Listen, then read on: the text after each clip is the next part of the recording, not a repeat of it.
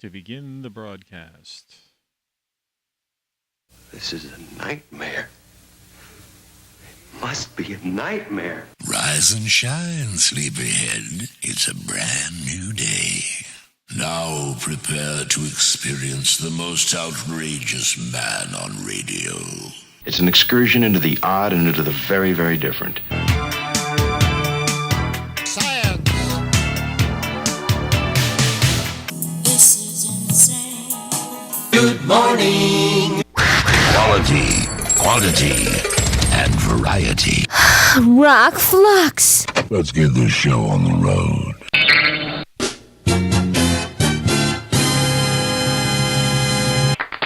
Thank you. Thank you very much. Quality, quantity, and variety. Well, the quality is unquestionable, but the quantity and variety is the variety and quantity or is there or something like that. I'm a little bit out of it today. It's 5 o'clock. I didn't sleep well, but then I eventually got to sleep like it. I don't know, at some point, maybe I slept a couple hours around 3 to 5. Cat's still sick. Like fell over on his food bowl. Gave him some like baby food. But I gave him his steroid shot. I'm hoping that kicks in. Read somewhere on the internet it takes an hour or two. I don't know. He's not doing too well.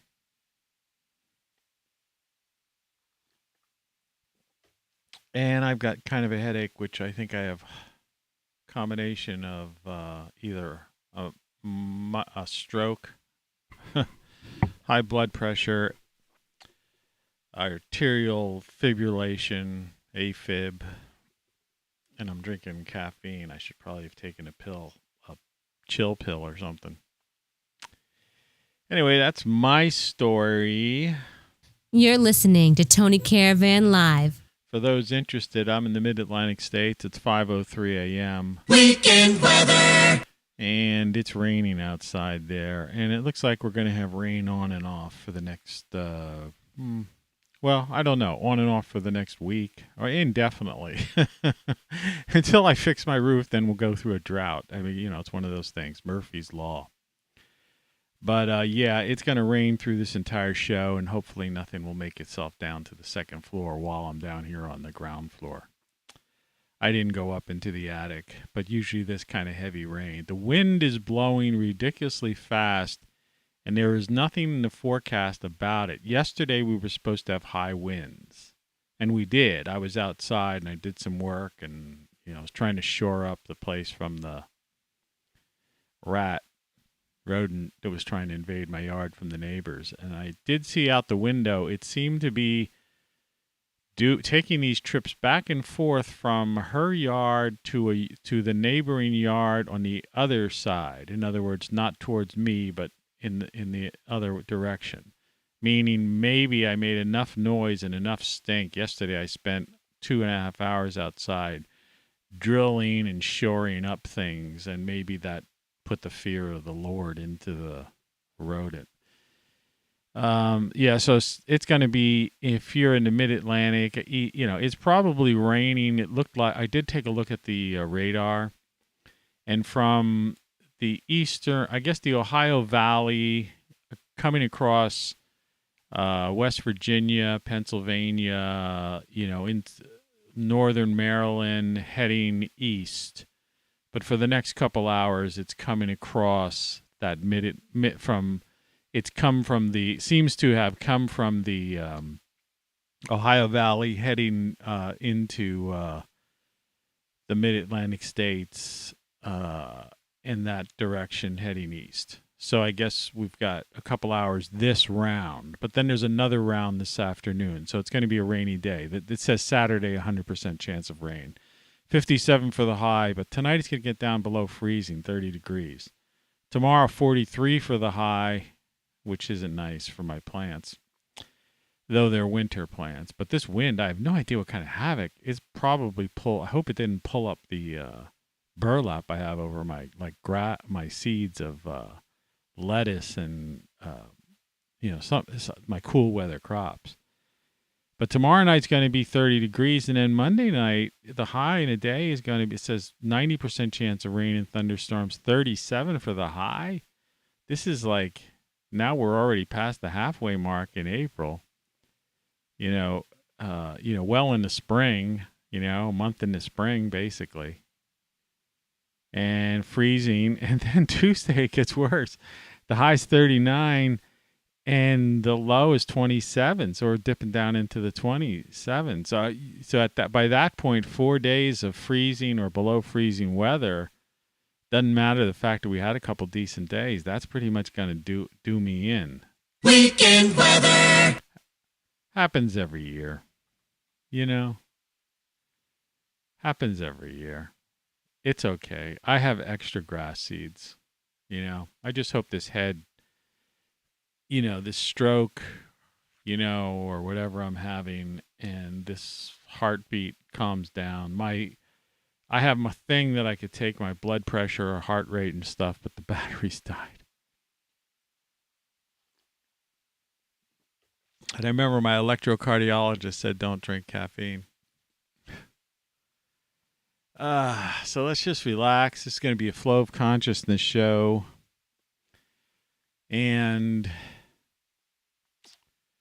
that's that. I'm just doing this as a routine. I prepared the cat some food, cleaned its water bowl out, put some fresh dry food with some sort of microbiome sprinkle stuff that he seemed to like on day one. Some soft food, which is equivalent like baby food, turkey, and gave him his shot. So now he's just kind of hiding out in his little hole area, dealing with all this stuff, and hopefully he'll emerge in an hour or so when that shot steroid thing kicks in, and he eats some food and feels better, and all that that's all I can hope for. So that's weighing on my mind, and I just have to get that off my mind. Hope the rodent, I'm getting ahead of the rodent. Hope the roof doesn't leak to the second floor. Hope that I don't die on the air. I mean, for you, I guess it would be an experience, something to go viral. And, the usual struggles of life. I think I put that as my subtitle. A confluence of events and other struggles or whatever. Of course, it is a holiday weekend. Yesterday, we had Good Friday, Passover, and Easter tomorrow. So for those celebrating various holidays, have a happy. It's just me here and my very sick cat, who is pretty much absent most of the time. He slept with me the whole time on the bed, but I don't know if he slept. I think he might just been awake all night. I don't know. I think they should have given me some kind of pain pill, but I don't think they give pain pills to people. I don't know. If this is going to continue, and if there's hope that he's going to come out of this thing, I'm giving him antibiotics in the afternoon. The vet gave the impression that this was something that could be, dealt with. So, taking her word for it, I'm going to, and if this has to continue, I'm going to say, hey, you're going to have to give me something that's some kind of pain pill for the guy. I can't have him being in pain.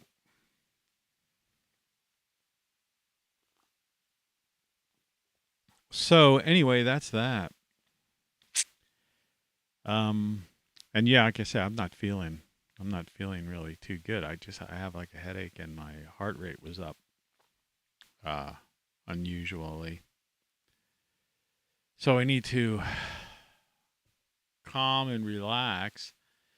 It's that thing, you can speak all you want, meaning me, about telling people, it's like physician, heal thyself, but it's also like, Mr. Giver of advice, heal yourself, right? Take your own advice, relax. But I figured I'd come down here and get on the air, not just because it's a daily thing I do. But there's really nothing I could do upstairs with the cat at this point. You know, he's going to want to be underneath. He's not like above the surface. He's under this like little footrest thing or whatever. And he prefers to do that, until whenever you give him something like that. I mean, how would you like somebody injecting a thing, forcing some kind of liquid into your mouth and stuff, you would. So that's the other thing, the vet, they put you on it's like a 10-day regimen and then every other day or something. And they basically turn your cat away, away from you because it's like in their poor mind, you're tormenting them. It's just got to be a better way, It's like I talked about yesterday. Even with humans, there's just really needs to be more of a focus on quality of life for people, particularly sick people and animals, to take into consideration, what they're going through. And this Mick medicine thing that we have going on, and the vets do the same thing. It's Mick medicine. You go in, place is filled, busy day, and it's like I said, it has nothing to do with their moral fiber, their concern, caring, or any of that stuff, and sincerity of, and diligence, whatever word you want to use about, the work that they do and why they've taken on that work. It's just the nature of the beast, how it's set up. And it's in order for, yesterday I said $500 student loan when I referred to the vet. I meant 500,000. I think most people who watched that would have gotten that, knew that. $500 student loan would be great. But my pain has moved from here towards, now it's working its way towards the back. Maybe it is some kind of blood clot thing, right? Stroke thing from the heart thing. I should have taken an aspirin to thin the blood, but it's too late now. The clot's already made it into the brain. I'm just going to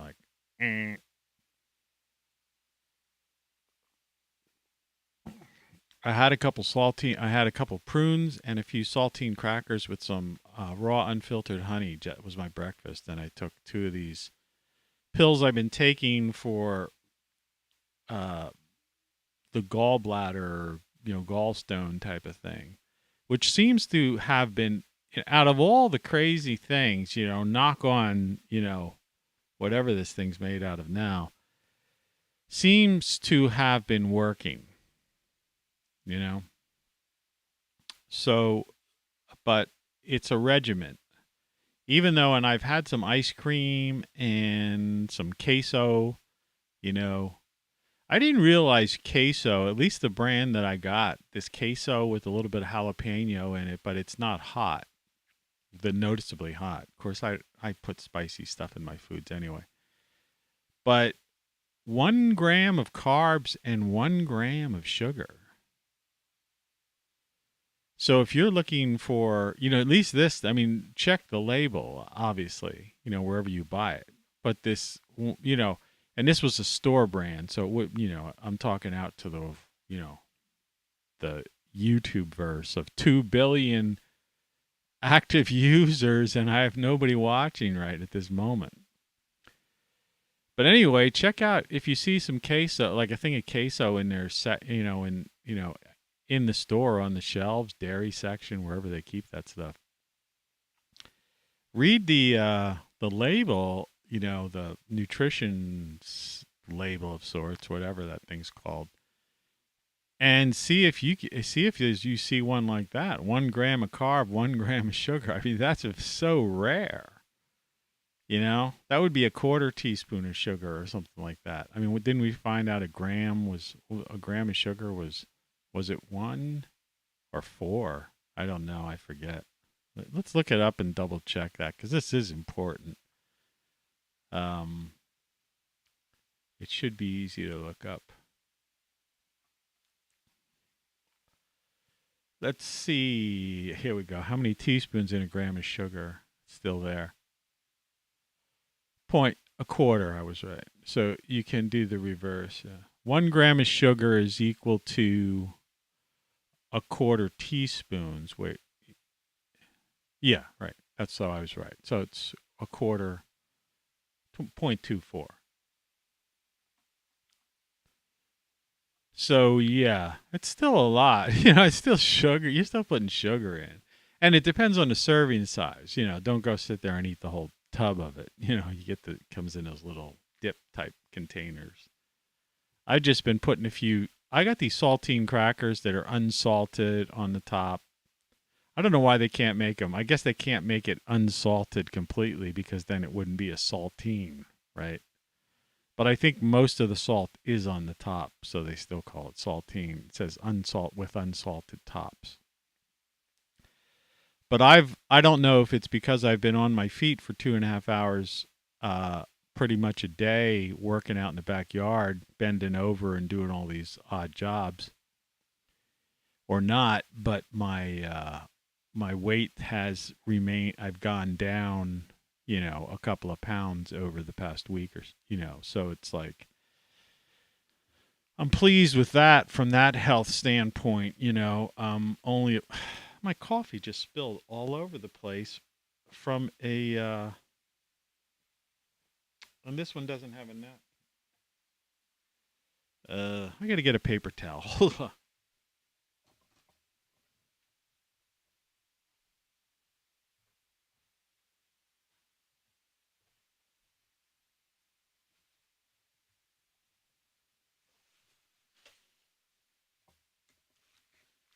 I mean, what?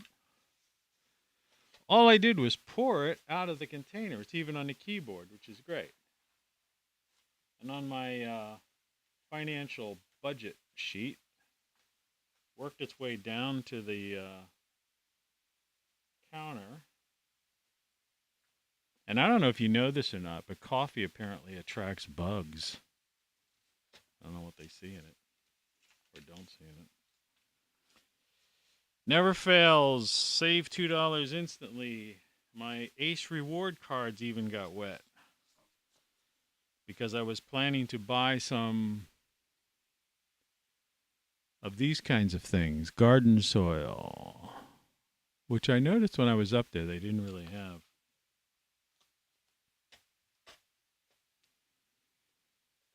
It's one of those days, I guess,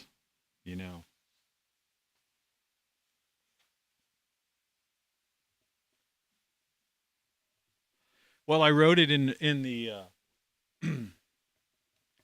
description, a confluence of events.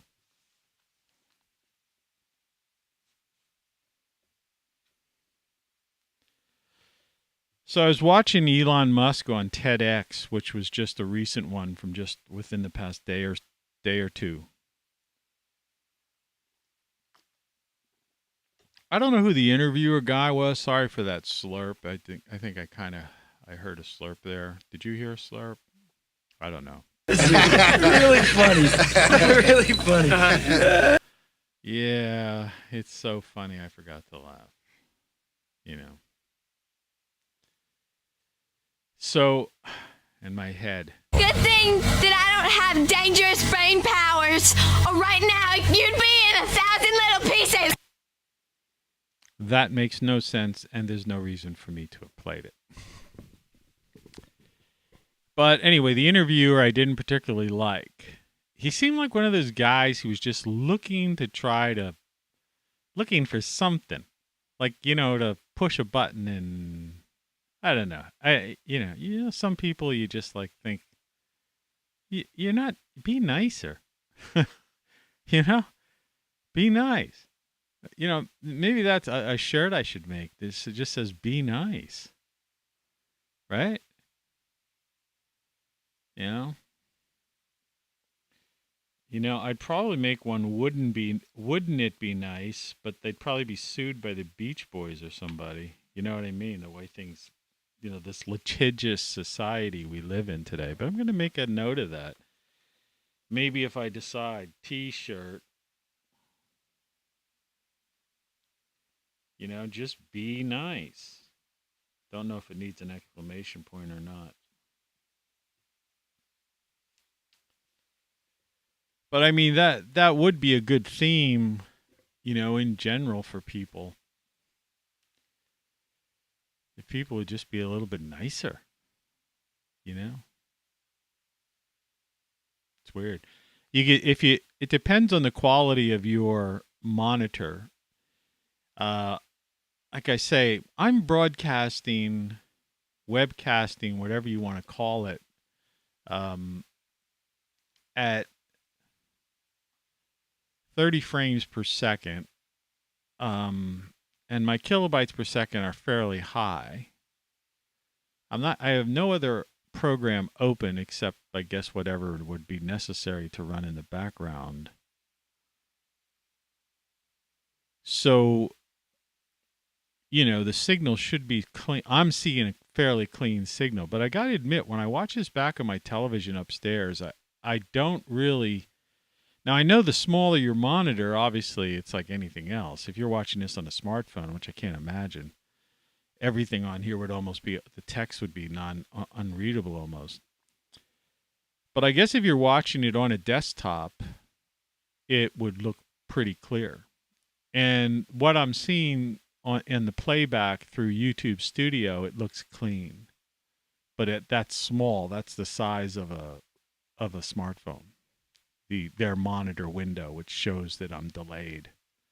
That's how I can tell when I'm being screwed with, because I'll see something spinning and I'll realize, oh, okay, I guess they were messing with me. But they have no need to mess with me because I've got no viewers. It's like it's like the Twitter thing. So getting back to Elon Musk, this guy was asking him questions about Twitter, and this is obviously a story that everyone's been hearing about because the traditional media, mainstream media is all up in a tizzy because they're afraid that if he would have got control of Twitter, their narrative would be destroyed. You see? Because he wants freedom of speech. And this guy that's where this guy was acting the weirdest when he was trying to pin him down to what he meant by freedom of speech. And basically Elon Musk said he just believes in the truth. And that he had a good line in it, I'm paraphrasing it. One of his responses was something to the effect of, real freedom of speech is when someone that you don't care for or dislike or something like that, when that person when has the right to say something that you don't like, right? So somebody that you don't particularly care for or like, has the right to say what you don't like, and that's freedom of speech. And he said, of course, barring any kind of stuff that goes against the law, so to speak. And he made that clear too. But the way these people are responding is it's almost as if they're admitting that they know that they're lying and that they're playing this game and they're controlling the flow of information and controlling a false narrative and dealing with propaganda. Because otherwise, why wouldn't they want free speech? You see? It's a weird thing. And that whole conversation at back and forth, like I say, the guy asking the questions to me it was like, and the way the media and people in general are responding to this, and then there's been a backlash because he's trying to buy out other people's stock and they won't sell because they don't want free speech because he's offering more than what it's worth to these people. Over $10 a share, over the current price, $10 a share over the price. People who own might own, I don't know how many, but hundreds of thousands, if not 1 million shares. You're talking about making $10 million profit on one transaction. So there's an awful lot of an awful lot of people that, and that's why, and he also got into talking about scale, which I was wondering if he, because I did do some tweets at him, and I don't know if he ever watched my video. I doubt it. Busy guy like that. Got so many things going on. But, he did talk about the scale. This is worth talking about. I mean, because it was a TED talk is what I'm referring to. I'm not referring to something on mainstream media or even on the internet per se, like some clip. Though I watched a long form TED talk interview in its entirety. Because I don't like people who like sit there. Like today, there'll be these people that'll sit and they'll, talk about it in a way, but, or show an excerpt, but they won't, it's like, no, man, I wanted to see the whole thing so I know the whole truth and nothing but the truth, right?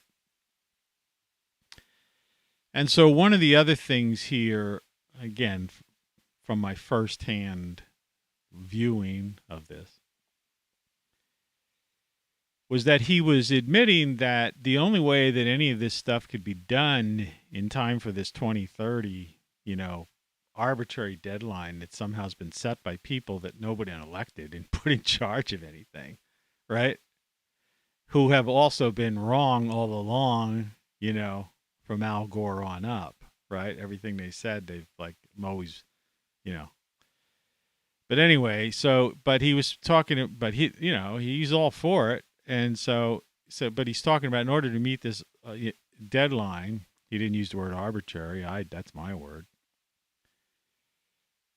That it would require an amazing scale of these like gigafactories in order to create these electric cars to fulfill this thing. But he still did not address, he was still talking about wind, solar, hydroelectric, geothermal and all these kinds of things. And how many, it wasn't even kilowatts. I forget how he terawatt, whatever, but it was a ridiculous number of, how much energy the U.S. is required, the grid. But there were a couple things that he just didn't talk about. He didn't talk about the state of the grid itself. And, and the idea, while he mentioned heating in passing, to heat, this overall big number of the amount of voltage, watts, or whatever that's necessary to, power this country. He mentioned heating and cool. But he didn't really get into the nitty gritty. And the announcer, unfortunately, it was all like that part the announcer was all for because he's obviously into that, narrative, right? Climate crisis. So I found that to be very disappointing. And, and of course, Elon Musk is in Tesla's company. It's business. It's in business as shareholders, when he talks, that affects, the livelihood of not only himself, but, the shareholders. I have to watch how I pour this coffee now. I don't know why. It's just your standard, thing. It's like dribbling somehow for some reason. But he has to keep in mind, all these other people that are depending on him as a voice, for those companies. I understand that. So yeah, that was interesting. Why I was going to turn it off a couple of times, but I figured no, just because I do long form videos, and if I'm going to talk about it, I want to watch it in its entirety, so I could, I'm justified in reviewing if I decide to review.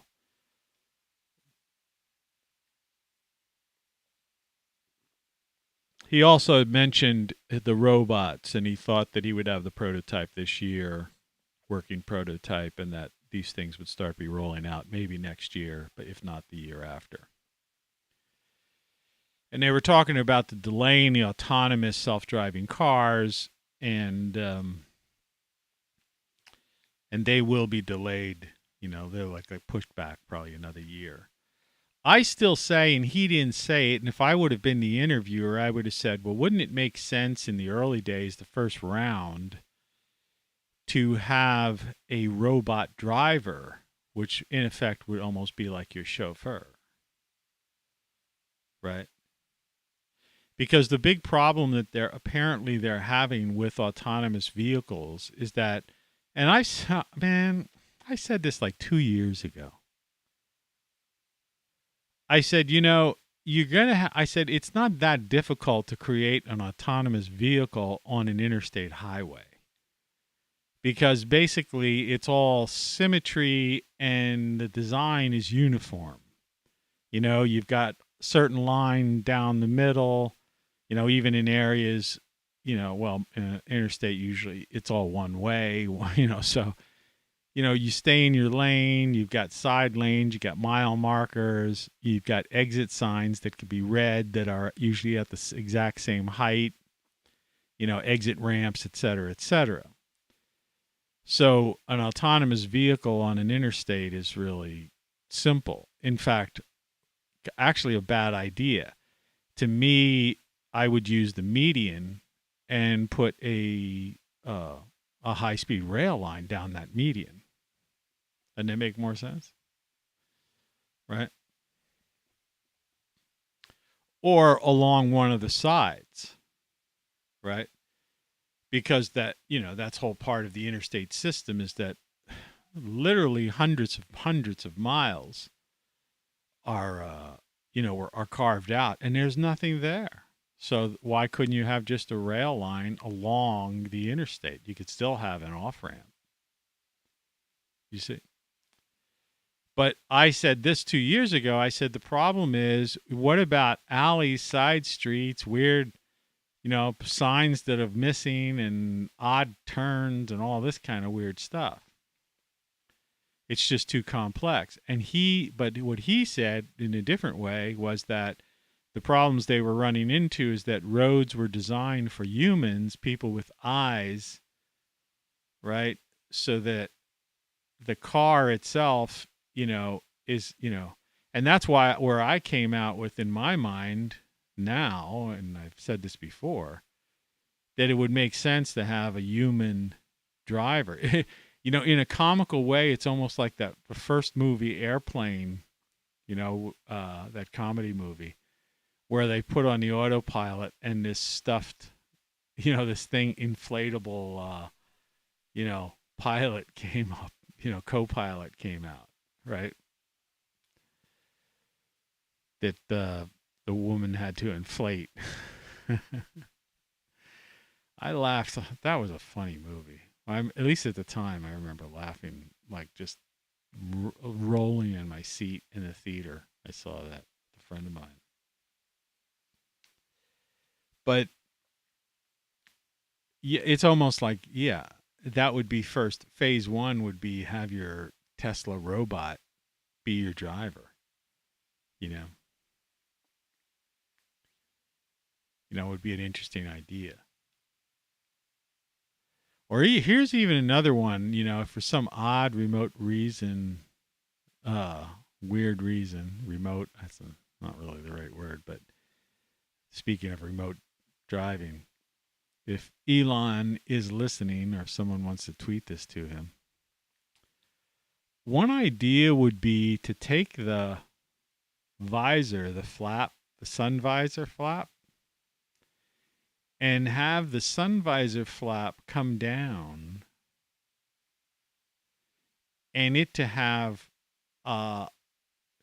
basically eyes, in other words, cameras set up like human eyes that could look left, look right.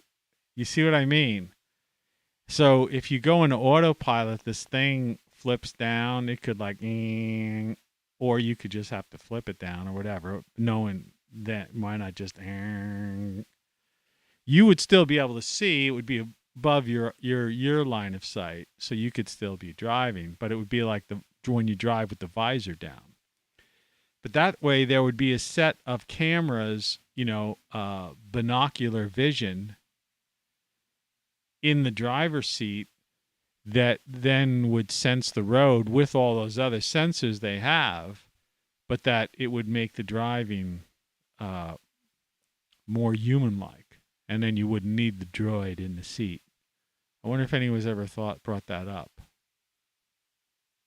Probably not. Maybe they did. Maybe they didn't. I don't know.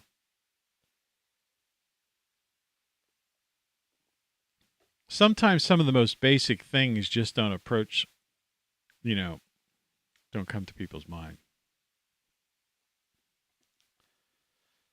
So anyway, that was that. So that's all he really talked about. Twitter, the Gigafactory, Tesla. Didn't get into SpaceX, I believe, at all. And then talked about the robots and how they wouldn't be taking away jobs, because the guy tried to push him down, trap him in that. Wouldn't this be taking away jobs from people? And he said, no, there's already, so many jobs available. He goes, there still would be a job deficit, or a, worker deficit. Which is true. Like I said, there's 11 million people out of work that the government's reporting. And so but when you go down to the borough, township, small town level, there's jobs everywhere. People just don't want. In this neighborhood alone, the guy down the street can't get, kitchen help. Right? You see help wanted signs in the convenience store. Those aren't listed when they say there's 11 million jobs out. Those 11 million jobs are good jobs, right? Those are the ones that are kind of posted on those, websites,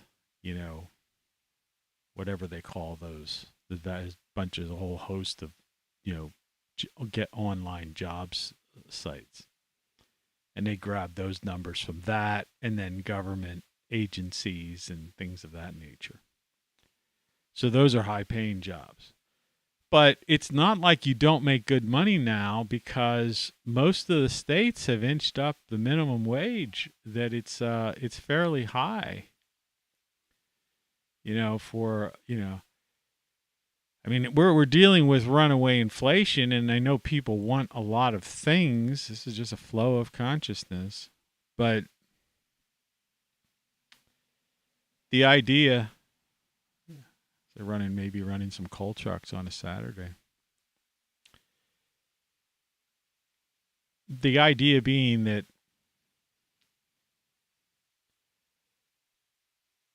I lost my train of thought. That's what happens when you have a micro stroke. You got all these things on your mind. Now, I was talking about jobs and wages. And the idea is that, if you're making $10 or $12 an hour, it doesn't, if you live in New York City or something, of course that's not enough to live, because the rents are too high,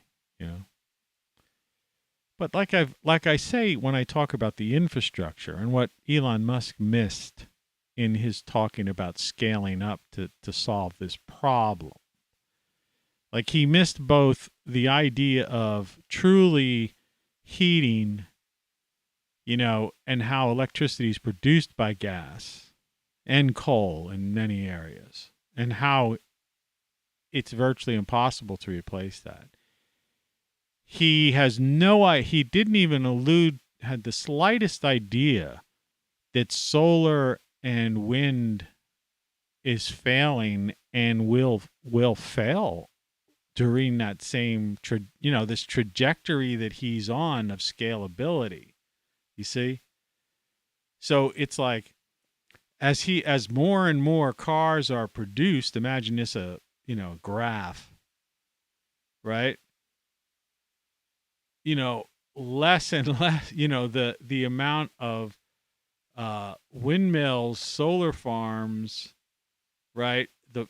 And grid failures, that's going in the opposite direction. So what you end up with scalability, being able to manufacture. And it's also the idea is like, it was rather corporate of him to focus on mainly on the electric car idea, primarily, but not really address the idea of how do you heat a skyscraper? How do you heat an apartment building? That was the issue I brought up yesterday. It's one thing to get that Tesla house, which, like I said, Elon, if you're watching, here's a 100-plus-year-old house. I have a leaky roof. I'm going to go up in the attic today, and if the water hasn't come down to my bedroom and in the hallway, terrorizing my very ill cat, I'm going to have to go up there and use a battery-powered, siphon pump, siphon water out of catchment containers into a bucket, open a window, and dump it out the window. Water out the window like it's some medieval, thing. That's my life. When I say, yeah, it's not fun. The confluence of events all at once. But yeah, for this house, it would be great if he would put on one of those things, and I'd have that. It would work great. It would work great in this area. And I think if he did it here and we promoted it, we could probably sell you, 1,000 of them, easy or more. And it could spread to the next town up, sell you 1,000 up there.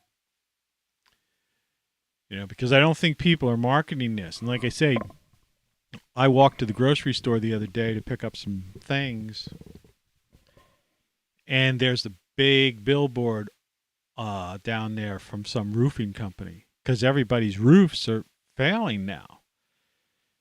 See, this is the thing that we have the people aren't aware of. It's kind of stuffy in here. I don't know if I could take off this. I don't know why. It almost seems like I can't take off my... I've got a flannel. I put a flannel shirt on. I thought it was going to be hotter down here than it turned out to be. It wasn't. And I'm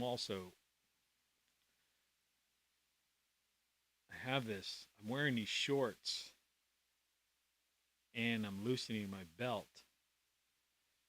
Because the shorts don't have belt. They're just like slip-on shorts. But they're for originally my last ex-wife, who was like a step, worked at a gym, and she was a step training teacher or whatever. I don't know. Used to wear these over top of her, tights or something like that. I don't know. Somehow I managed to get these shorts. And this is like 30 years ago. I've been divorced for, close to 30 years.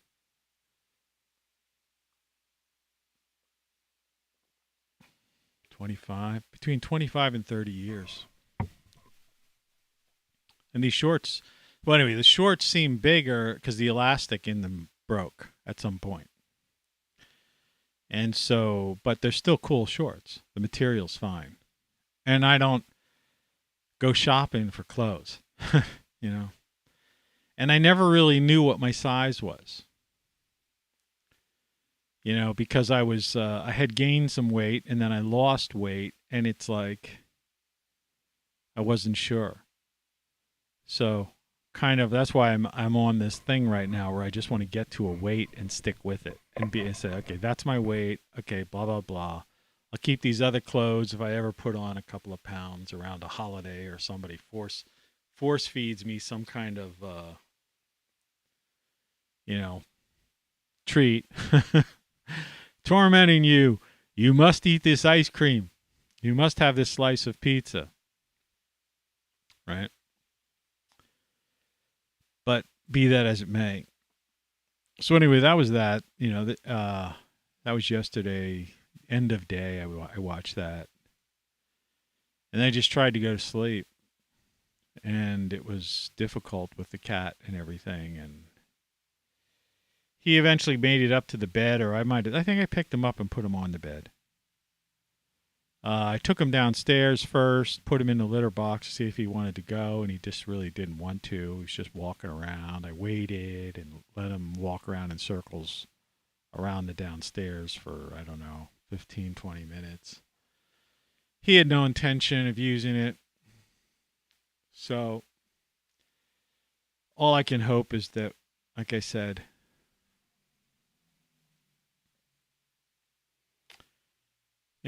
these things become cliches, but, life is unfair, I don't know, it's just weird. You go through, when you're dealing with someone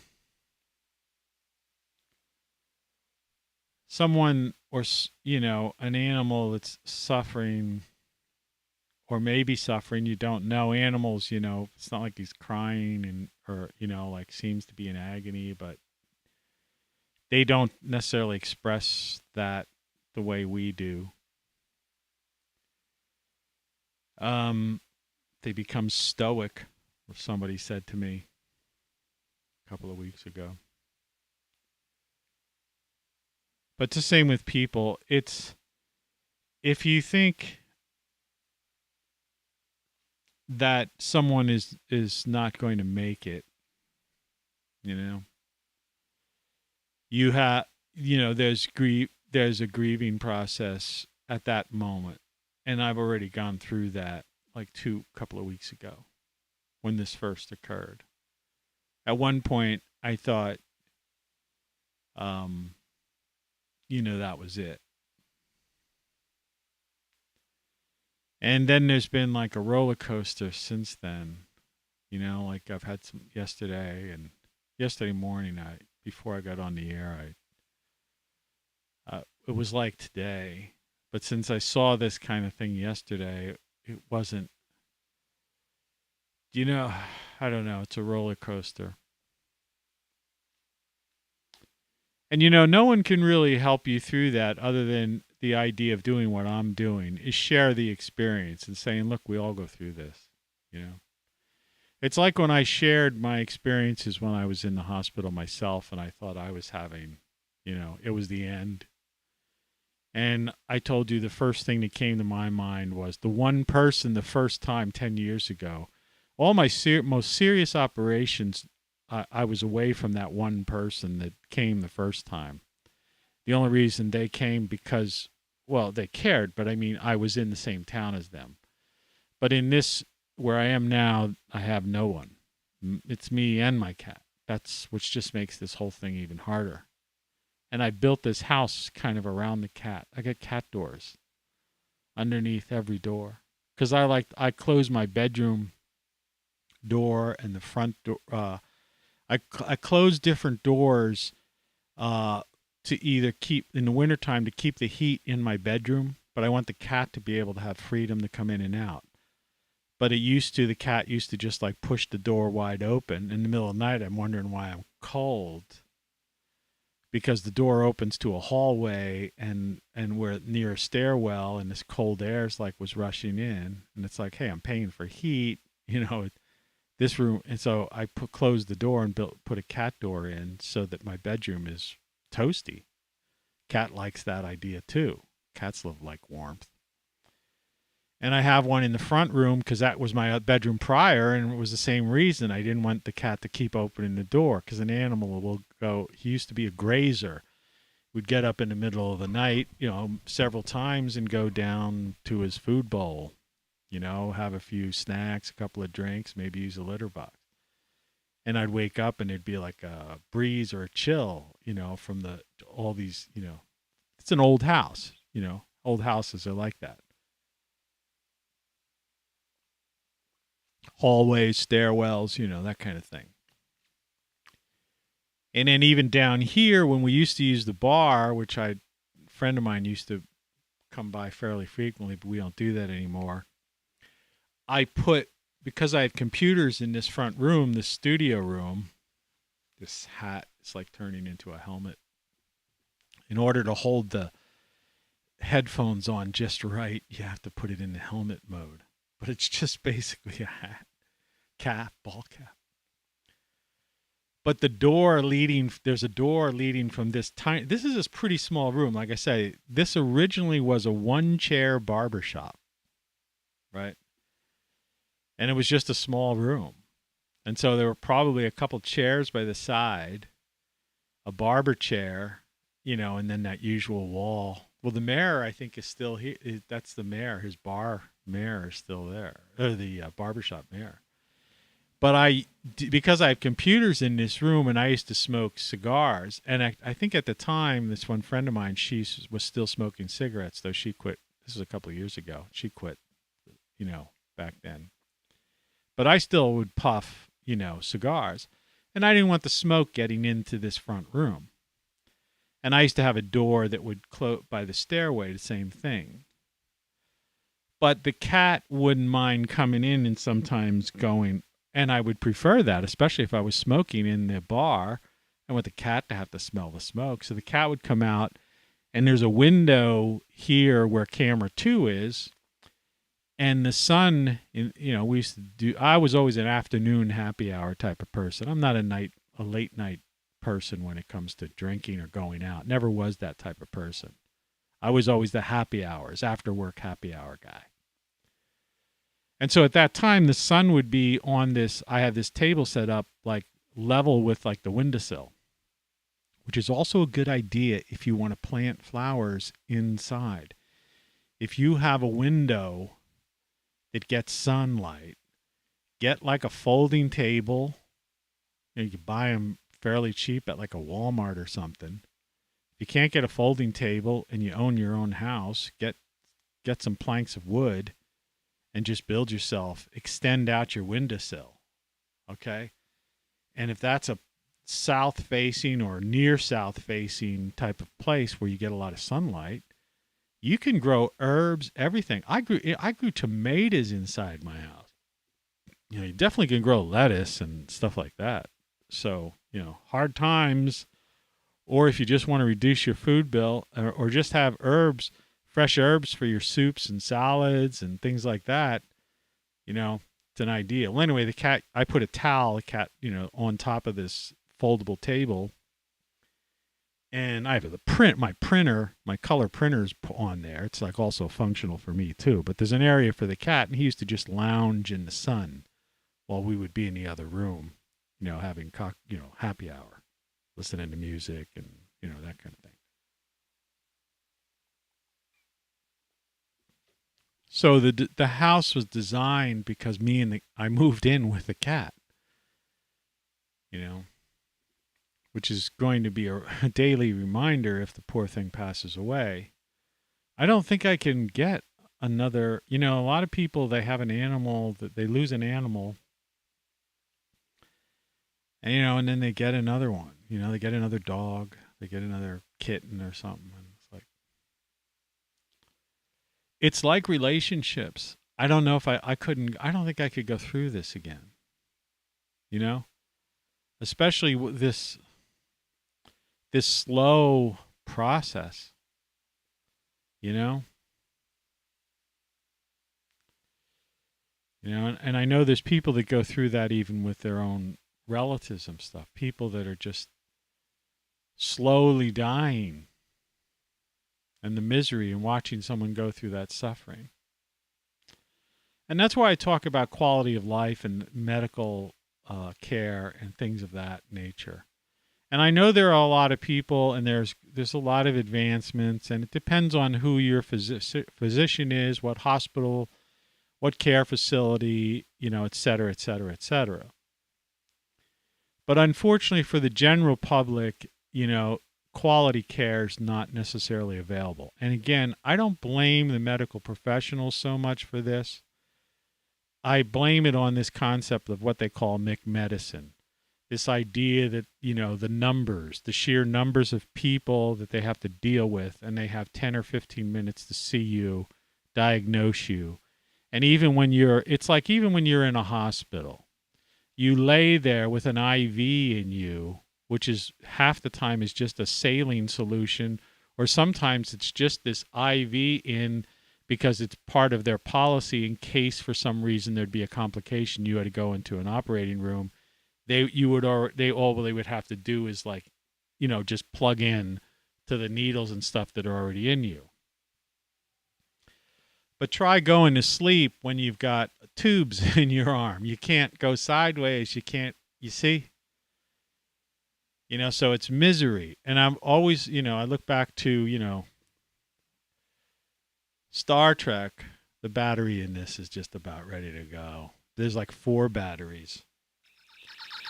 Hey, Bones, could you, I know it's it goes against the time continuum and all that stuff, but could you somehow maybe pass through the portal some of your, medical equipment so that we could just, sit on a bed without an IV?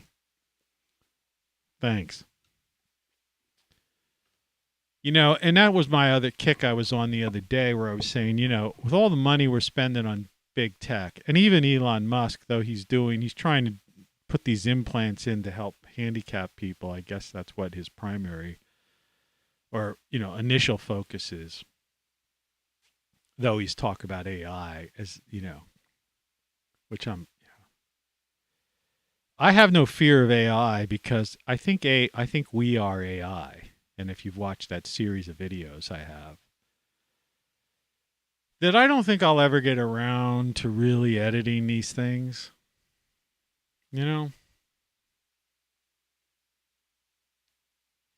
It's impossible.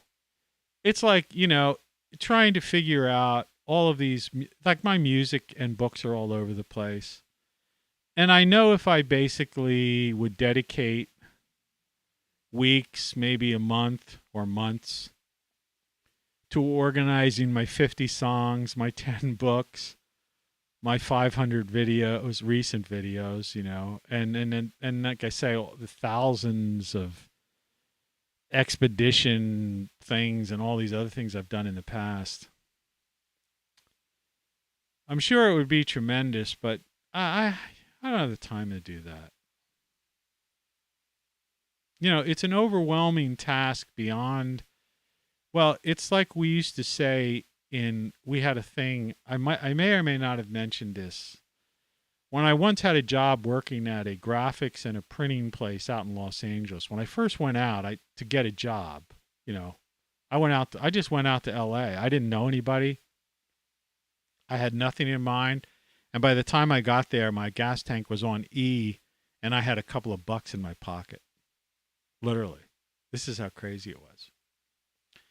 So I had enough money to get a newspaper, LA Times, opened it to the unemployment section. It was just filled with jobs. And there were 6 jobs that were in my field. Remember, I'm the son of a printer, right? Third generation printer, graphics. I just grew up in that business. So it was something you could always fall back on. It's like if your father was a plumber or an electrician. You may want it to be work for Elon Musk at a Tesla gigafactory or something, which is a machine. It's a factory run by machines. But I mean, you may want it to be whatever, okay? A movie star. But the thing is, you knew if you went to LA, you could open up in those days, or now, just go online, and you would find, wanted plumber. There'd be probably, a dozen ads for somebody to, and you'd call, make a couple of calls, and they'd say, yeah, come on, stop by. And once they saw that you knew the trade, they'd say, yeah, come on, you're hired. You could start Monday or you could start today. Right? So I found about 6 places like that. I called them. 5 out of the 6 basically said, yeah, come on in. And I looked at the addresses. I didn't even know LA. I had a map, though. And this is before smartphones. But I had a physical map. And the place that was closest to me I went to. It's on Wilshire Boulevard. It's no longer on that, no longer there, actually, at all, actually.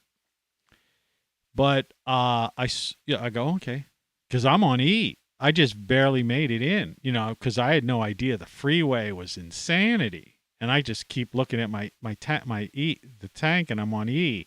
And it's just endless cars, and it's a road rally, the freeway coming into L.A. It's nuts. It's insanity.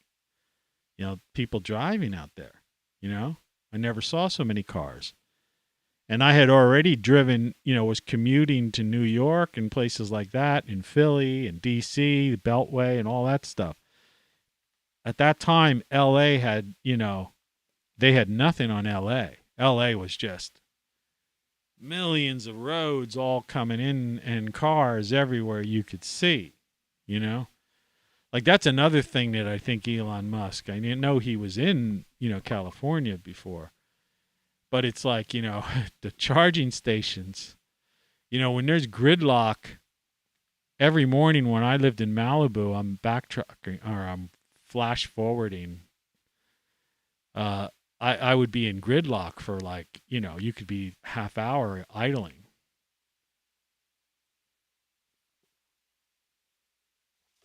Anyway, so I go in to this place, meet the owner, and he said, I said, I just called you. I'm the guy. I said, I come from a printing background, graphics background. I know how to do it. I could work the computer graphics. I could use Macs. I saw he had 2 Macs in the back. And, I'm into it. I could do it. Trust me. I'm not giving you a line of bull. He said, all right, you could start Monday. And it was a good salary. It was really good money. And here's where, here's the thing that nobody would do today. And I had another experience in LA like that too. In fact, it was the same time. I said, hey man, I'm flat broke. Could you spot me, some money till Monday? Just take it out of my first paycheck. A guy walks in off the street, asks for a job, right? And he opens up the register, and I think he gives me $100 bill. Yeah. Later on, he and I became business partners, in a different business. Yeah, imagine that. Imagine something like that happening today. Well, anyway, so I get in my car. I have some money, so I get a little gas, so I'm not on E anymore.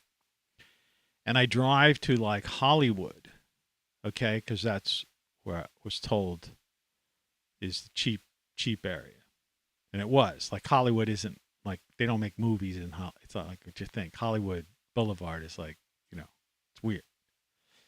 And there's cheap places there. But anyway, I found a decent place right closest to, not in the thicket. There are places in Hollywood that were real dumps, but I found a decent motel that had attached to it and a garden apartment place. The same owners own both. And I didn't have the full amount to pay. And they were an Oriental couple, I remember, Asians. And I said, look, I just got here. This is what I could give you. I wasn't going to give them the whole 100 because I was starving. So I said, look, could I give you 50 or $60, whatever, because I already broken the $100 bill to get gas. I said, look, I got $60. I'll give you the rest when I get my first paycheck. And they're like, oh, no. You got to pay up front. I said, oh, please, come on. I'm a regular guy. Look at me. I'm not a troublemaker or anything like that. I'm giving you, this is what I have. I have a job. You could call my boss if you want to. I'll get paid in a week, and I'll give you, and I'll catch up with you. It was a husband and wife, and they looked at each other, and they said, okay, but you better, pay. You better pay when you get paid. I said, thank you very much. I appreciate it. They gave me a key to a room. Be nice, right? Nice people. You see? And, that was that. So anyway, so the whole reason I bring up that story is two reasons. One, it follows up with that be nice thing that I started before.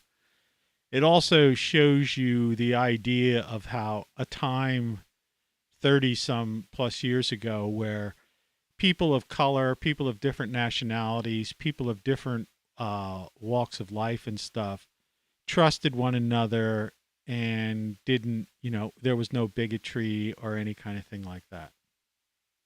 And I experienced that firsthand, like when I traveled to LA, and it was a beautiful thing. And these people were, so people being nice, both the couple, which I, intentionally said, they're Asian couples because, just to demonstrate.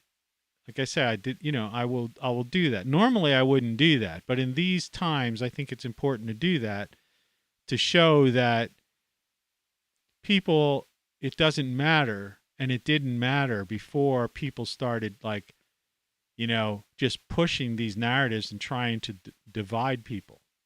Because when I grew up, it was post-civil rights movement, and we all just kind of didn't see ourselves as being different. But now looking back, I realize how true what I tell you really is, because how many times I've been involved in business with people from all walks of life, race, creeds, color, religions, and that none of us, I can't recall a single instance. And I traveled all over this country in major cities and small towns. I can't recall a single instance. Actually, till I moved here with this bigoted neighbor I have, the woman that I built a fence where the rats come over. It's like at the end of my life until now, who she's probably, pushed by this daily bombardment of the media that's trying to divide people. But prior to that, I lived a long life, and I've never encountered any bigotry among, like I say, race, creed, color, religion, whatever you want to call it. Class, I used to hang out with people who had a lot of money and people who were poor. It just didn't matter. And particularly when I got to work at that, print shop, that was like total diversity there. And we had fun together, man. That was like, I really liked going to work there.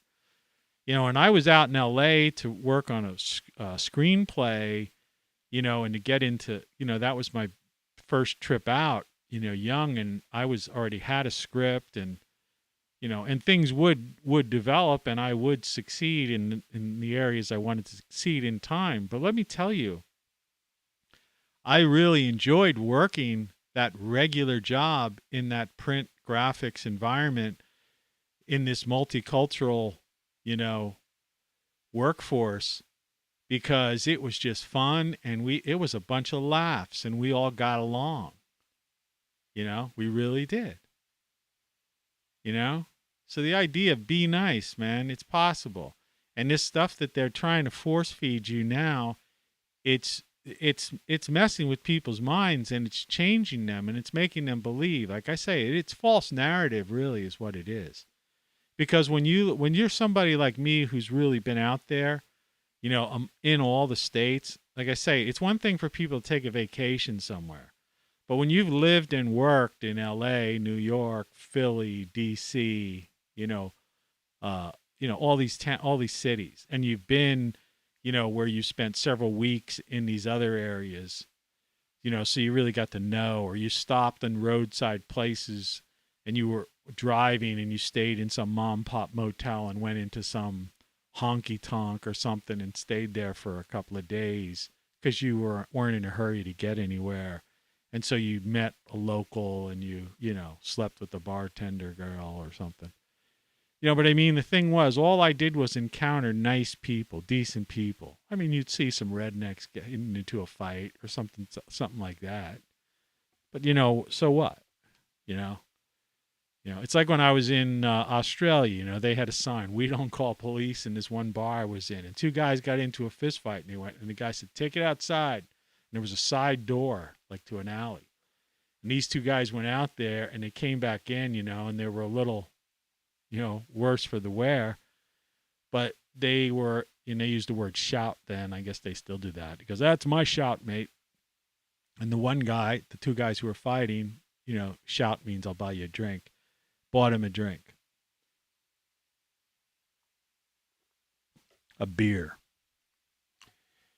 Anyway, so when I was working at this graphics place, because I did it for a while, until I got myself set up, I needed to make some money because I wanted to get a better place to live.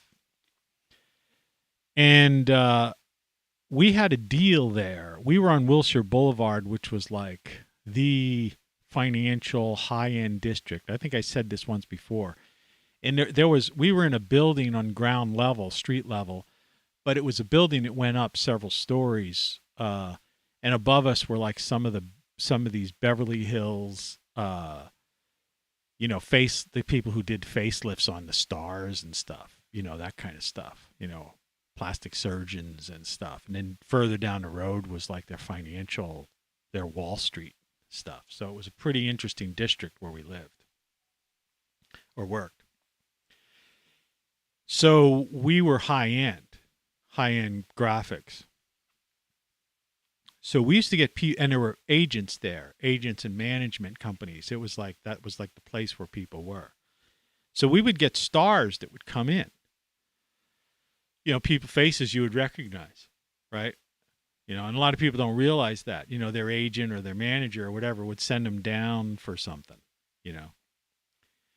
And I met some old time movie stars there, a couple of, but I met a lot of producers and other people. So that job turned out to be like a good thing for me. But we had a deal. A lot of times we would get these people who would come into town and they were pitching something. And so they needed a business card and they wanted to be local. So they would like set up, something local in LA. So they have a local number. This is before the smartphone, see? So, they wanted to have a local number that people could call them and make them think, such and such, And so we had on our window, same day service, 24-hour, next day service, and standard service for like graphics and printing. And the same day service, we would do same day service. So if you came in and said, I just need 100 business cards, we'd say, well, it's $100 for same day service, and we need the $100 in advance. And then whatever the business card cost, the business card might only cost $25, $30 to print off 100 cards or something. And we had what was called thermography, which is this heating element at the end of this multi-lith printing press. It's a small printing press. And as the things come off of the conveyor, the print machine, there's this heat thing that heats it. And some people call it raised printing. But it instantly dries it. And when it dries it, it raised it. And if you've ever seen some people have business cards and it's kind of raised a little bit. Yeah, that means that's called thermography. So we had that, so we could do same day printing, and we could always squeeze in something, but it was 100. But if we were really busy, but the stipulation was, let's make a long story short, when humanly possible.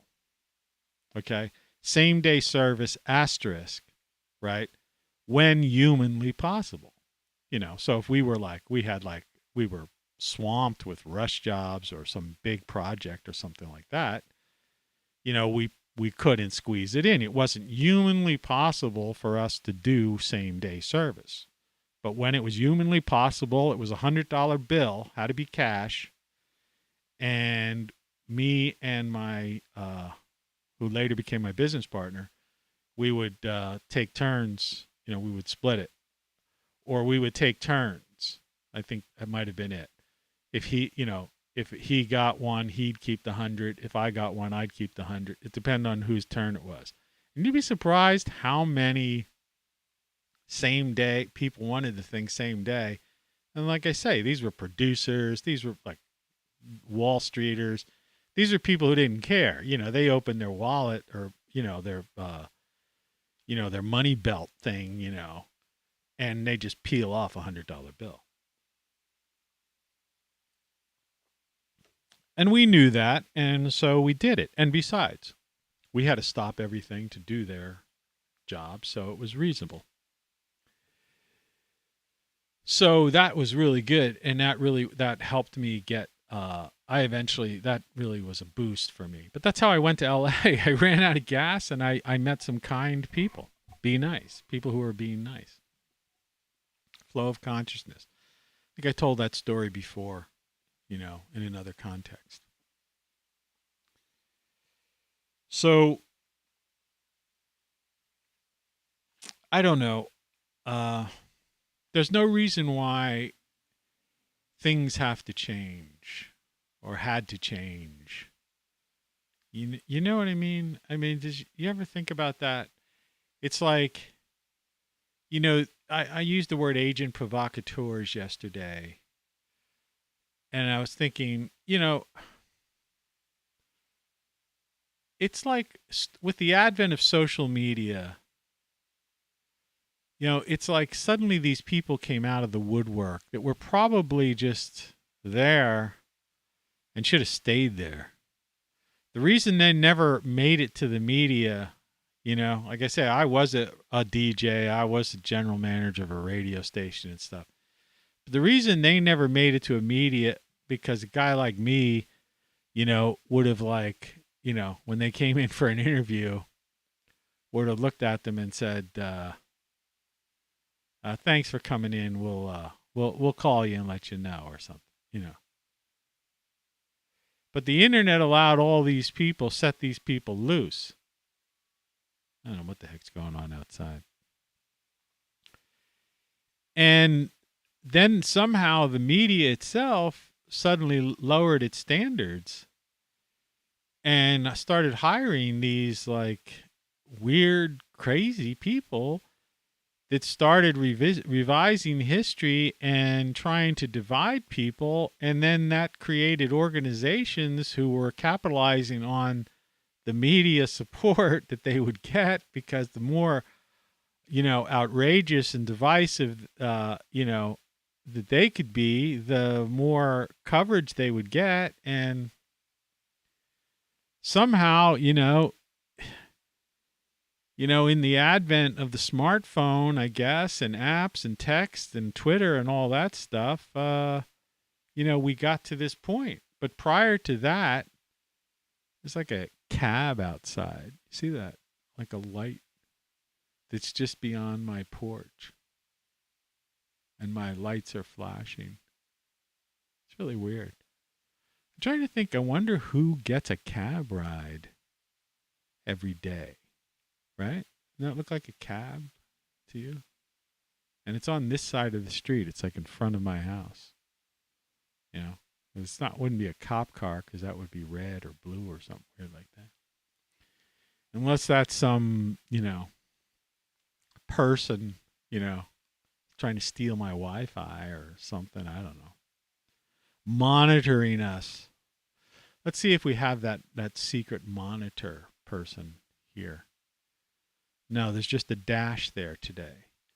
See, sometimes there's like a monitor where it's like keeps a list of like, even though I have no viewers, no chatters, no views, there's like a counter of viewer, it's called, actually it has a name. It's called average view duration, and it kicks. But I think they're already on to it. There's just a dash. So now they figured they could just put a dash in there. Yeah, that's really strange out there. Because, see, next to me is a doctor's office that's closed. They're not open on the weekend. And next to me is a woman who has her own car, right? The bigot. Across the street is not opened. Is a hardware store. not open on Saturdays. An empty apartment building, and then there's an apartment building like that they're remodeling, that there's nobody would be there at 6:21 a.m. But it's there with its light on. Isn't that weird?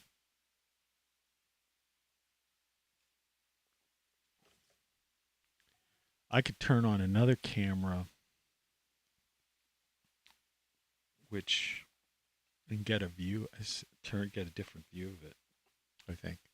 One of my security cameras. The camera 2 view is not a security camera. That's a camera set up for this. But on my trusty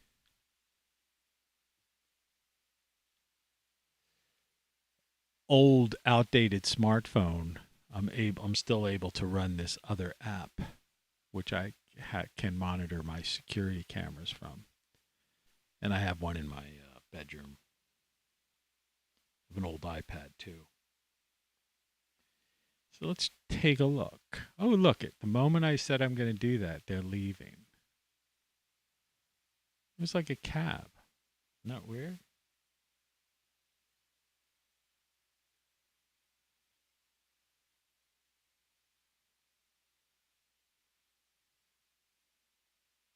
Yeah. I would have been able to see them. I'll show you the security camera. Let me just bring it up.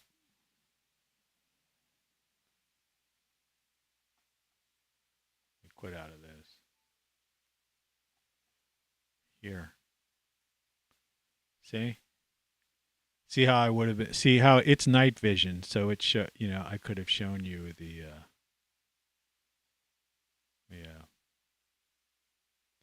so I give you the shot of the whole street. So I tell you, you can see my lights flashing here better too. It's the end of the day. And see, that's a hardware store across the street. And no, I don't want to continue. Close and disarm.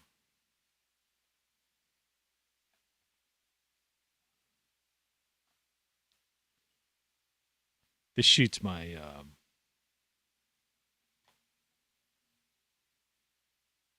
there we go. So that's for you people who think, yeah, it's easier to see the lights flashing at once the sunrise comes up, the lights give that last flash. I think we just missed the last flash. Yeah. But no, you have to, in certain neighborhoods, in certain areas, it's one of those things you just want to do is have security, So I have various cameras all over the place, and I have motion detectors and, alarms and things like that. And you never know, because that's the world we live in. And it's unfortunate in the year 2020 that you would have to live that way, right? But I do, and, in the early days when I was first setting this place up, that's what I did, was I made sure that my place was secure. Secure as can be. But I mean, So, yeah. Cab. Weird. Almost looks like there's a guy with like a yellow cowboy hat or something over by the standing in front of the door of the hardware store. But it could just be like, there's a bus stop there, and the bus, I don't know when the next bus comes from. Anyway, flow of consciousness.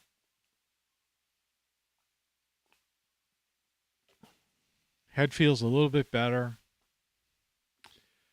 I hope the cat is feeling better. I hope you're feeling better. Be nice if people would be nice.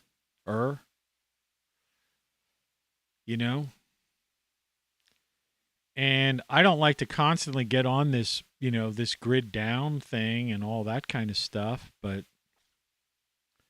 I also wish people like Elon Musk, who are like people look up to and are counting on, because we have this cult of personality. They've created a cult of personality around him, just like they have around, Orange Man and, other people. And so people are counting on certain people to like do the heavy lifting for them, save them, instead of doing the work themselves.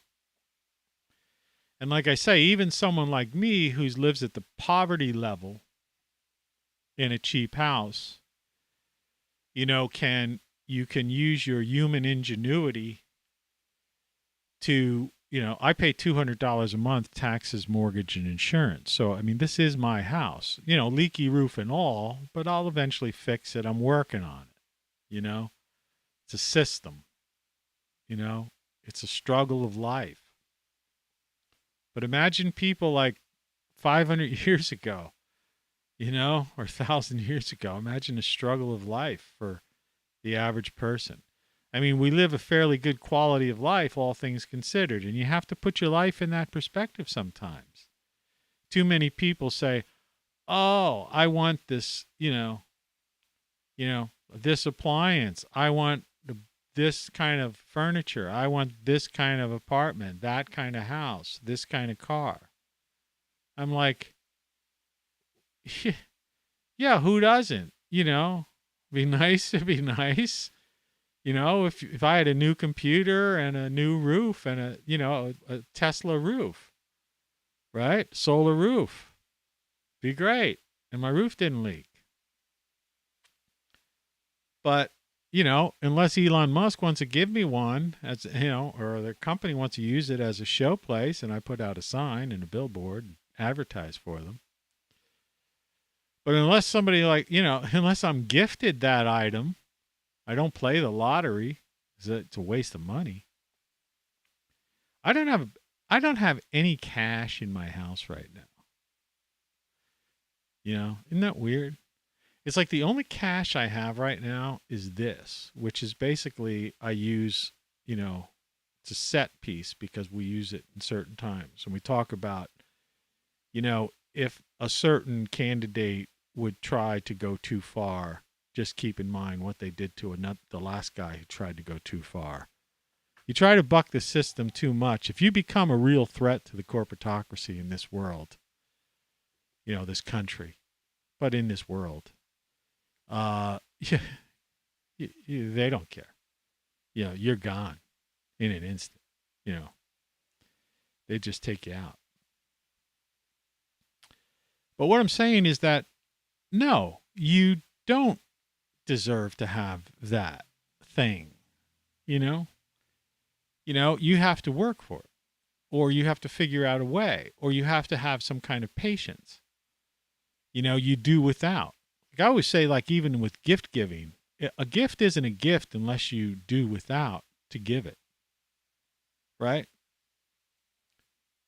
Because, it's like a sacrificing something that you would, so it's like if I wanted to get, so when I give a gift out and, and it's tough when you're on the poverty line, you have to like, sometimes, and the cost of postage, like I said, to send a tiny little box, right? The priority mail small box is like up to like $9 something now. So, sometimes, you want to send somebody just like a silly little gift, our goofy stuff. Like I wanted to send a treat to my mother because nobody else sends her like candy and stuff because they think, oh, she shouldn't have it. The point is she's made it to 88 and a half years old eating, she could have like some chocolates and a couple of things in a box. But I mean, the stuff that I put inside the box cost like half what it cost to ship out postage. But the point was, so whatever it was, $15, $16 out of my pocket, that $16 meant I didn't have, broccoli to put in my salad, or some kind of, other thing that I needed in my, in other words, I'm on a budget, pretty much a tight budget. So I consider that a gift, you see, because I did without, I basically, it was a true gift. And that, to me, that's a gift. But on the other line, forget about the gift giving idea. Think about in terms of life. So if you really want something bad enough, like if you want to have a camera 2 outside, that camera is a USB camera that I bought on Amazon for it's the cheapest camera in the world. It's daytime now, we're getting a view, but you saw how it had no night vision, unlike when I pulled up my security camera, which is a different story, which costs more money. But this was like a $29.95 USB camera. It's, but still I had to, wait to buy it. I couldn't just buy it. And so you have to plan out and budget yourself and do something. And that's like a small item, but there have been some larger items I've wanted to do and things I've done in my backyard, and even with me repairing my roof and whatnot, that you have to have patience and sometimes, build up to it, little by little. It's that old Grecian urn thing. All these, there's no water. And so these birds were, dying of thirst. And so it's an old tale. I remember it from grade school. And so one bird, there was water on the bottom of this Grecian urn, right? Basically some kind of, bottle of some kind, but the bird put its beak in and it couldn't reach the water. And many birds tried, but many birds died, right? Well, this one bird picked up a pebble in its beak and put it in the urn, and then picked up another pebble, put it in the urn, and just kept repeating that process. And by putting enough pebbles into the urn, it raised the water level up high enough that the bird was able to take a drink and survive and live. And that's the moral of that story. I don't know if they even teach people those kinds of things, or if people hear them, they might not grasp it. But it's something I remembered from childhood. And I still live my life that way today.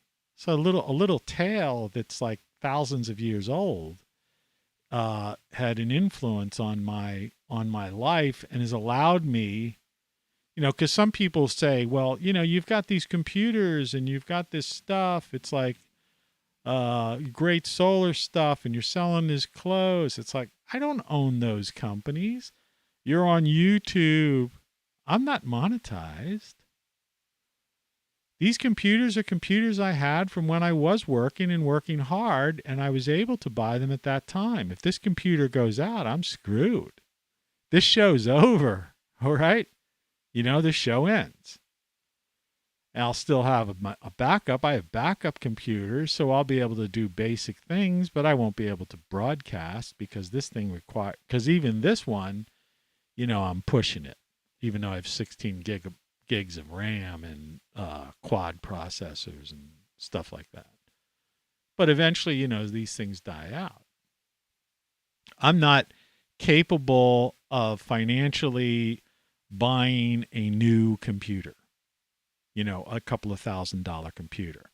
And I'm a Macintosh person. My software, my files are all Mac, Apple, files. So the concept of buying some Walmart PC for $300, $500, sometimes you get these junk PCs cheap. Of course, a friend of mine bought like a laptop that they got for like $500. They only got about a year or so out of it before it started really like acting wacky on them. unless you buy the high-end stuff, whether it's PC or Mac or whatever, you got to get a good. It's the same with buying a car. You buy a used car that already has like 150,000 miles on it. It's like, don't expect it to be your car for the next 5 years.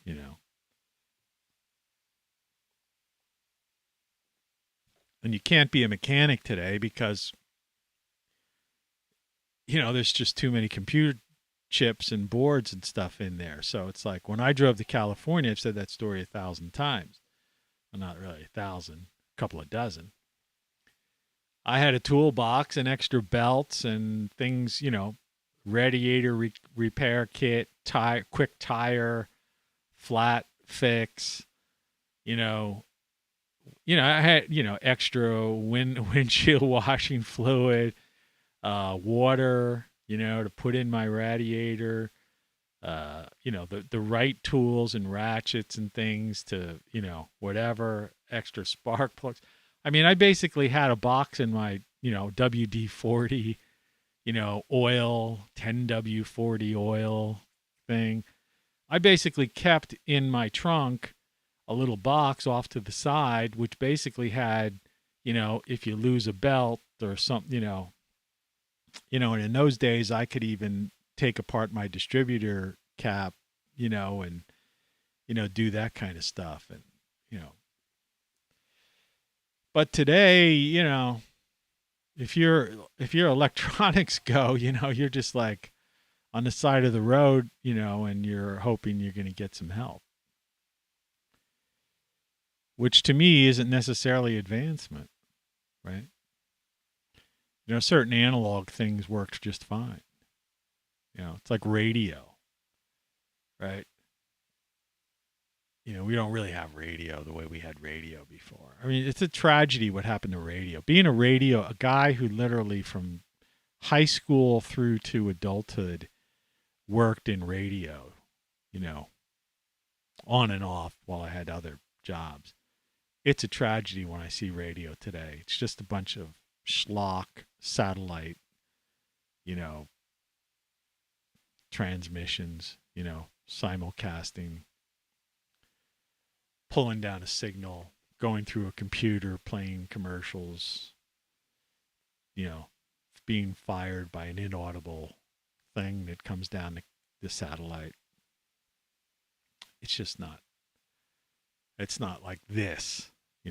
That's why, we keep these things here. Now prepare to experience the most outrageous man on radio. Yeah. Good old radio with sound effects. Hey, it's me. How you doing, man? I guess as good as a person can do considering the struggle of life. And I don't believe that was a cowboy across the street in the doorway. However, there are people over there standing with umbrellas waiting for the bus. Camera 2, view outside. What the heck?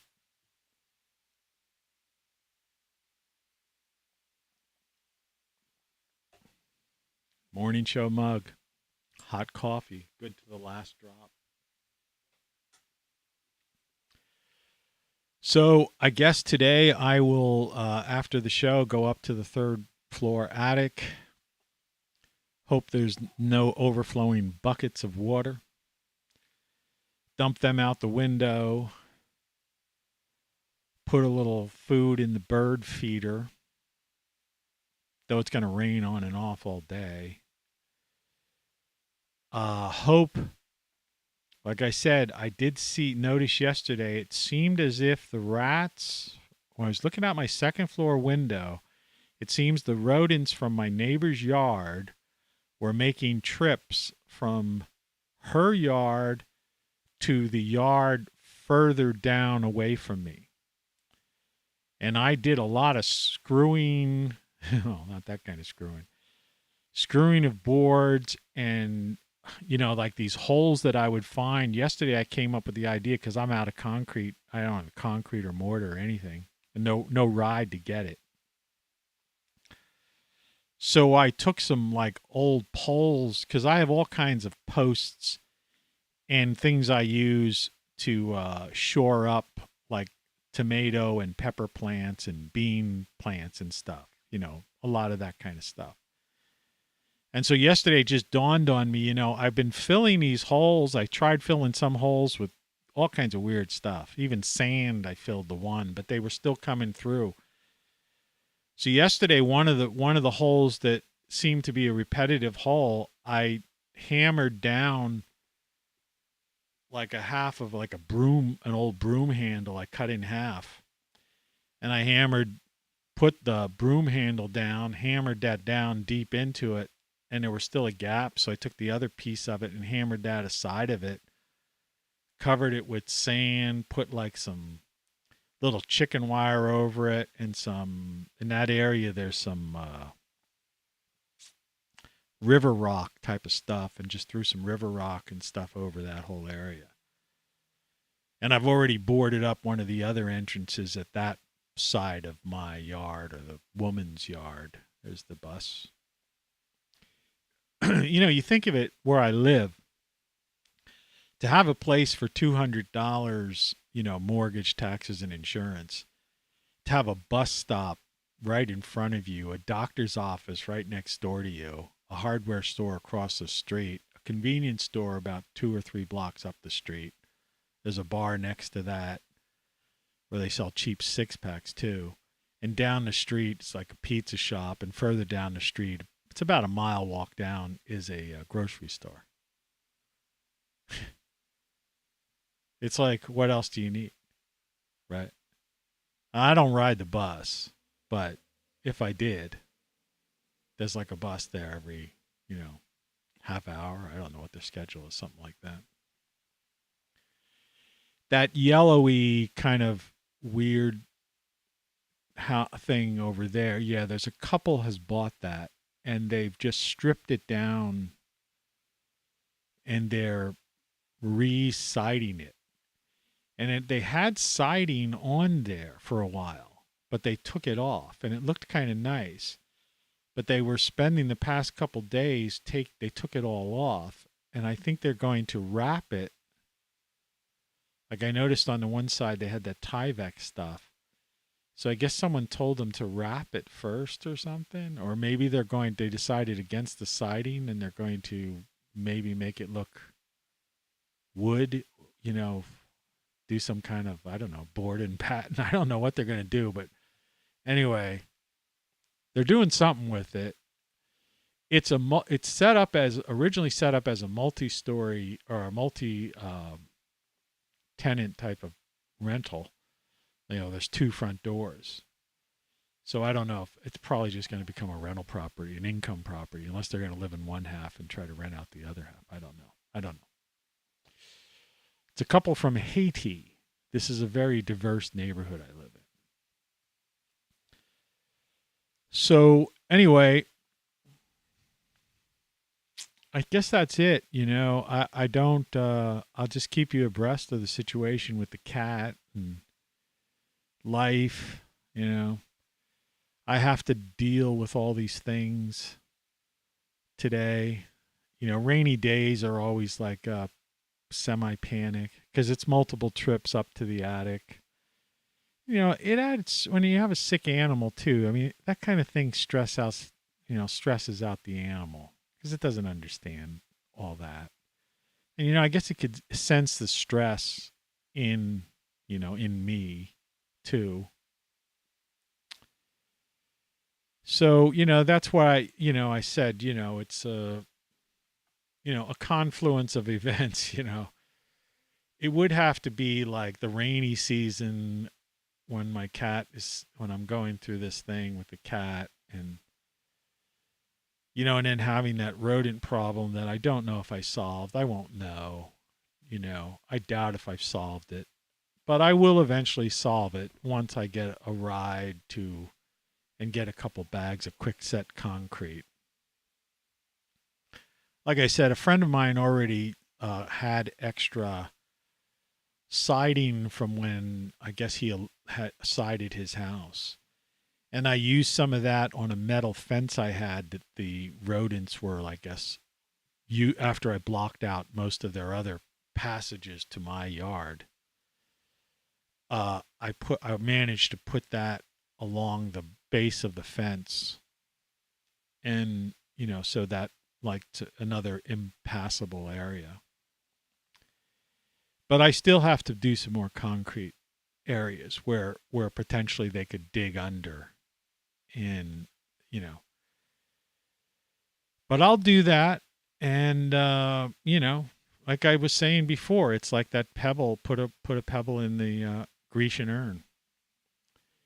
You've got to, it's a step-by-step thing. You can't panic. It's like the cat, I got to take it day at a time. It's like the roof. I've got to take it day at a time. I can't repair the roof. I can only maintain and try to keep, the water, from, capturing it and then dumping it out the window.